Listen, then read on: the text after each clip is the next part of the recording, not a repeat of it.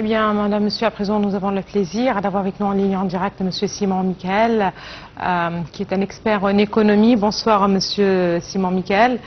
Bonsoir. Une visite surtout d'ordre économique, il faut le rappeler, et une participation à ce forum de coopération entre la Chine et le monde et l'Afrique, si vous le voulez bien. Et justement, en marge du forum de coopération Chine-Afrique à Pékin, c'est le Premier ministre Moustapha Madbouli qui a assisté à la signature d'un certain nombre de contrats, la signature de contrats définitifs, il faut le dire, pour un ensemble de nouveaux projets au sein de la zone économique du canal de Suez.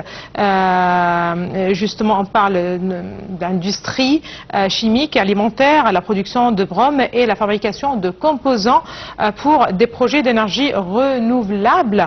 Il a également assisté à la signature de 5 mémorandums d'accord visant à renforcer la coopération dans le domaine des technologies de la communication et de l'information entre les deux pays. Là, on parle d'une injection de 14 millions de dollars de la part de la Chine en Égypte. À quel point eh bien, c'est important de l'Égypte et à quel point on peut enfin voir les résultats ou les fruits de ces accords. C'est-à-dire il s'agit d'accords qui ont été peut-être préparés avant, mais est-ce qu'on est aujourd'hui dans la phase finale de la mise en application ou de la réalisation de ces accords?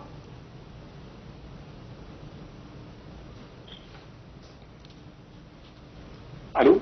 Est-ce que vous m'entendiez? Oui, je vous entends très bien. Est-ce que vous m'entendez, vous, monsieur Simon? Oui, je vous ai bien entendu.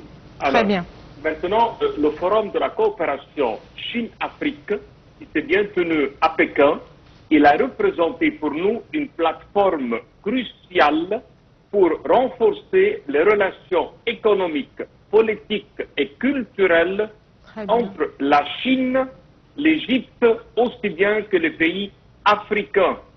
Eh bien, cela a été d'une importance majeure pour promouvoir les partenariats mutuellement bénéfiques dans les domaines que vous avez bien mentionnés, l'infrastructure, l'agriculture, l'industrie, l'énergie, aussi bien que l'environnement. Oui.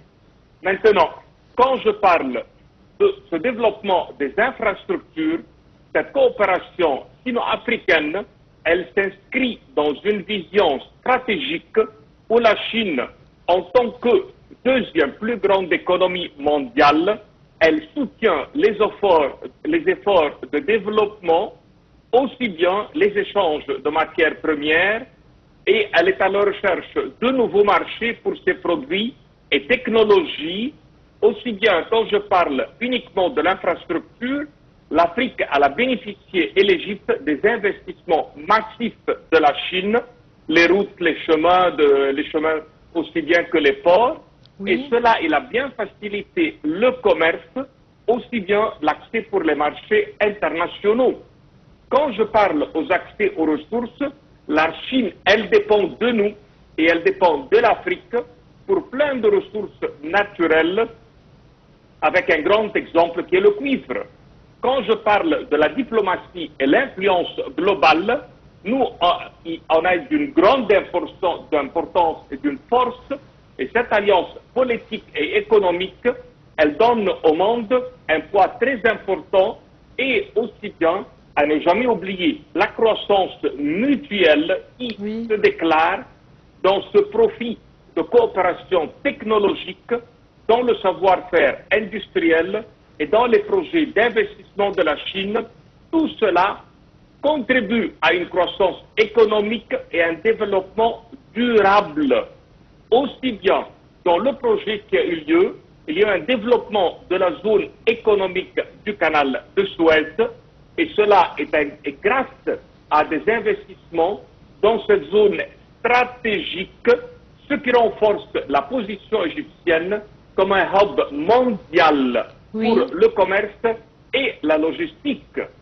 Quand je parle des projets dans l'industrie chimique, cette coopération avec Shandong, elle a permis de développer des industries de pointe, y compris l'extraction de brome et la production de produits chimiques essentiels, Eh bien, on travaille ensemble sur les énergies renouvelables, ce qui a apporté à l'Égypte une expertise dans les domaines des énergies propres, notamment dans l'énergie solaire et éolienne. Et cela est aligné avec les objets de développement durable du pays. Nous, on a développé avec eux et on a renforcé les échanges commerciaux, comme la Chine est un partenariat, est un partenaire principal pour le commerce, et on a avec eux des échanges bilatéraux, et tout cela favorise l'accès au marché chinois pour les exportations égyptiennes, que ce soit dans le domaine de l'agriculture ou bien pour les produits manufacturés. Quand je parle de l'impact global, eh bien, il y a un grand rôle central dans la stratégie de relations, et cela établit une force économique vraiment d'une importance majeure, et tout cela facilite l'industrialisation, les échanges commerciaux, le développement technologique, aussi bien on renforce l'intégration dans l'économie mondiale. Ce qui fait que, quand je parle de ces grands projets qui ont été signés, cela, on peut dire, ce sont des contrats qui établissent un complexe industriel, économique unique dans la région. Quand je parle de l'extraction du brome, qui est un matériel essentiel, en utilisant l'eau de mer dessalée, on parle d'un complexe industriel qui va couvrir plus que 120 000 mètres carrés, un investissement plus que 110 millions de dollars. C'est un projet qui comprend également la création d'une usine de produits dérivés du brome et une installation pour soutenir l'usage d'énergie renouvelable.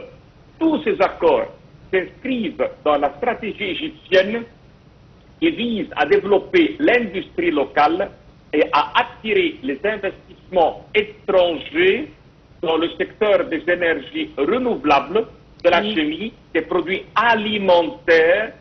Et le partenariat égypto-chinois, il permet également de consolider l'influence économique de l'Égypte dans la région, tout en répondant à des besoins croissants en innovation technologique et en ressources industrielles. Tout à fait. Alors, je vous remercie infiniment, Monsieur Simon Michael. Vous êtes un expert en économie. Merci infiniment pour toutes ces précisions et ces détails. Je rappelle également que le gouvernement égyptien a déclaré dans un communiqué que les mémorandums d'accord signés lors du forum de coopération Pékin-Afrique visent à créer 3 usines pour fabriquer des câbles à fibre optique et des équipements de communication, et 3 centres d'exportation de services d'externalisation avec une capacité de 800 opportunités d'emploi dans les domaines de la conception de circuits électroniques, du développement